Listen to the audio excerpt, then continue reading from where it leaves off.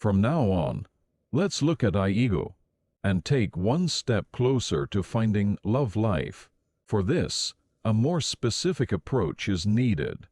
So from now on, let's look for a way to find love life, using a more specific example. First, let's classify the major structures that make up our minds, and then proceed in that order: relationships, material money, language knowledge, psychological identification. It can be said that human suffering occurs most often in relationships with other people.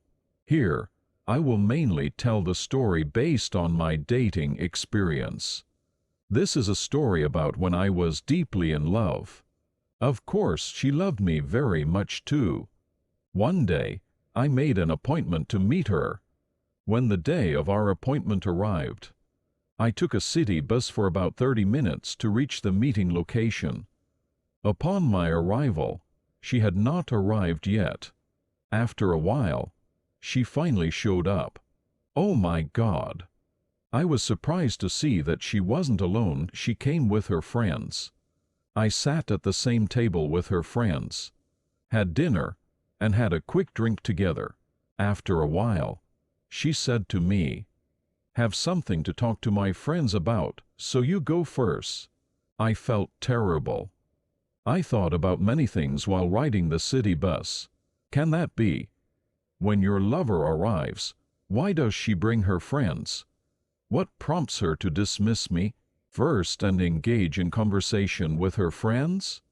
I just couldn't understand. My heart was in pain. I thought carefully about the reason. The reason I felt bad was because of me, not her. The reason I felt bad was because my wishes did not come true. So, there is a problem with me, who believed that I would meet her and have a sweet time with her. The world is constantly changing. She may bring her friends out. What I imagined of a sweet time with her was not reality, but only an illusion of the future. Only the present reality is true. Everything else is an illusion. The ego in my heart, who could not see this truth and believed and expected only the illusions of the mind, was hurt.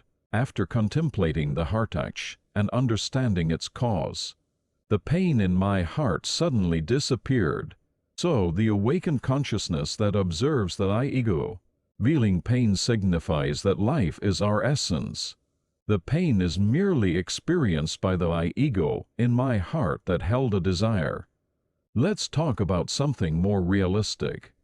Let's say your lover of several years leaves you for someone else. What happens to your heart? You may feel like you want to die. It might hinder your ability to work or study, and you may find it hard to escape the pain even while drinking. In extreme cases, some individuals resort to suicide to numb the pain.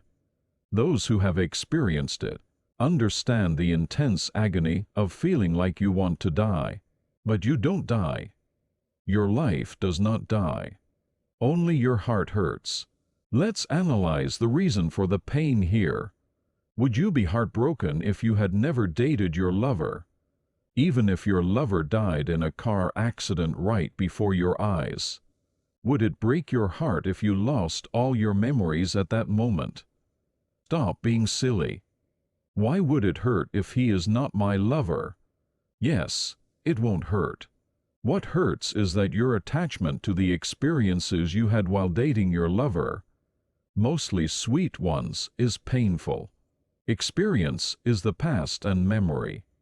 This implies that it can be painful. The sensation of your heartbreaking and dying is confined to your mind. Life still surrounds you, just as the clouds in the sky come and go. But the sky remains your eternal reality.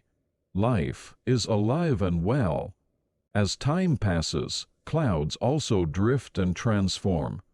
Don't cling to them as if they will last forever. If you become aware of your reality, life, you can more easily overcome the pain.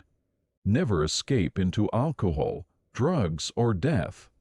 Be patient as you contemplate the pain. It will disappear soon. That is why the saying that has emerged is that, the more it hurts, the more mature becomes. These words are not merely lyrics from a popular song. This happened again. She had double eyelid surgery without even telling me. Before that, she didn't have double eyelids, but she underwent surgery. I met her one day, and while I was meeting her, I had the strange sensation that I was sitting with another woman. This woman is not the woman I dated before. I was in pain. I loved her because I liked her image before the surgery. But I couldn't help but be embarrassed when that image changed overnight. That night, I contemplated the pain in my heart once more, and pondered deeply about the reason. That's because my image of her, my experienced past memory, cannot accept her present existence. If I had met her for the first time after her eye surgery, I would have had no pain. My memory of her is past and already dead. The truth of her present is what she is now. That is, she is the woman with double eyelids. So, I let go of her previous appearance in my mind, and accepted her new look as it was. The process was very painful for me, but through it, I was finally able to free myself from my ego's obsession with her past images. It is liberation from the past. It was the first time of separation. We broke up when I unilaterally ended our 15 years of love. That seemed like it would last forever. As I drove to Seoul, I was buried in the music I enjoyed listening to while thinking about her. So I swallowed the pain of separation from her, thinking that he was breaking down oneself the precious times he had endured, amid so many emotional whirlwinds of joy and sadness, longing and regret, hate and anger, forgiveness and compassion. His heart collapsed, and the sadness that could not be swallowed for more than 10 years. From the abyss of unknown end of the gap rose like a fountain. Tears flowed. It flowed down both cheeks. I looked into my heart. There was nothing there. It was empty. In the middle of that space, some energy that had been clumped together was melting away. That was the I ego in my heart. A lump of my obsession with her was melting.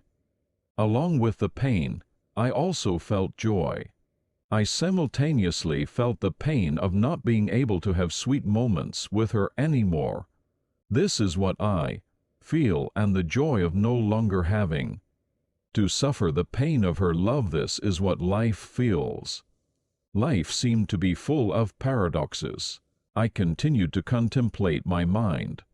In my heart, I had mixed feelings of pain and joy. However, life, my waking consciousness that was contemplating it, was not shaken at all. I was still alive. Life had not changed at all. Only my heart ached. Pain was in my mind, and my consciousness looking at the pain was separate. My consciousness was painless. There was pain only in my heart. When I arrived in Seoul, I felt very peaceful. My mind became desolate as if a storm had swept through. But at the same time, it was truly calm and desolate. A state of absolute solitude, a state of emptiness. At that moment, I was able to catch a glimpse of my essence, life, love. I was born again through the methods of contemplation, understanding, and patience. I was reborn. The cause of the pain was my obsession with her. It is nothing more than experience past. That is I ego. Life lives purely in the present. Life changes itself and does not stay in the past even for a moment. Like a constantly flowing river. Look at the animals. They have no trace of the past. When a baby dies, the sadness is felt only then, but becomes vivid again the next day. But look at humans.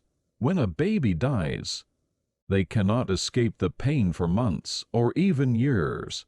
Humans are ruining their present lives with their past. The past experience is dead.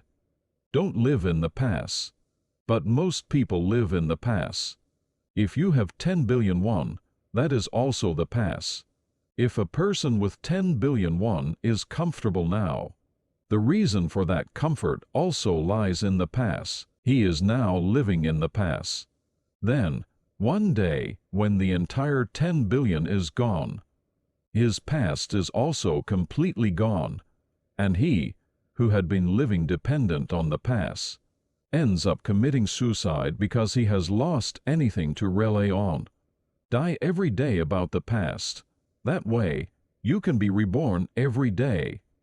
Tomorrow's sun will rise. Never be discouraged. Don't you have the power of life, love, which is eternal energy? If your lover leaves you, say goodbye in pain. If someone leaves you, don't hold back on that person. That person is not someone who can remain by your side even during trials. Be glad he left early.